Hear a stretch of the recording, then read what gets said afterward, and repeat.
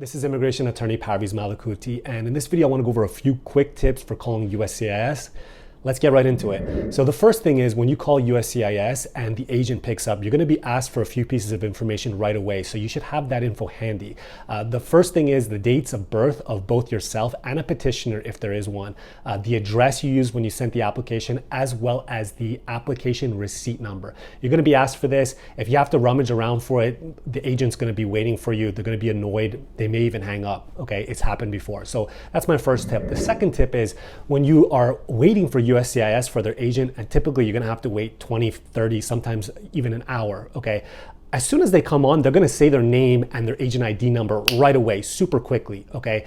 They don't say it in such a way so that you can easily remember it or write it down, okay? So first thing before you go on, get the name of the agent and the ID number, write it down yourself, make sure you have a notepad. So you're gonna have to ask them for it, okay? So they're gonna say, my name is Parviz Malakouti, agent ID 7967, blah, blah, blah, blah.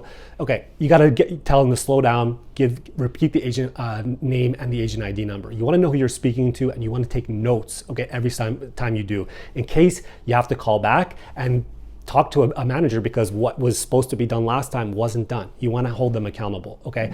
The next tip that I have is that if you're asking USCIS to do something with regards to your application, okay, typically it's going to generate a service ID number, okay? This is a number that USCIS uses internally to basically track what action is supposed to be taken, okay? So for example, let's say you want to close an immigration case, or you want to reschedule biometrics, or you want to make a request for an expedite, okay? All of those items should generate a service ID number. You want to make sure you get that service ID number from the agent that you're speaking to, okay? Hopefully they'll offer it to you. If they don't, ask for it, okay? And write it down. Make sure you write it down. Make sure you have that handy. Why? Again, it's creating accountability. For the next time you call USCIS, especially if things didn't go the way they were supposed to, if USCIS didn't take action the way they said they would, which is super common, you want to make sure you have a lot of detailed notes about your previous interaction, including that service ID number, so that you can make a case to speak to a higher level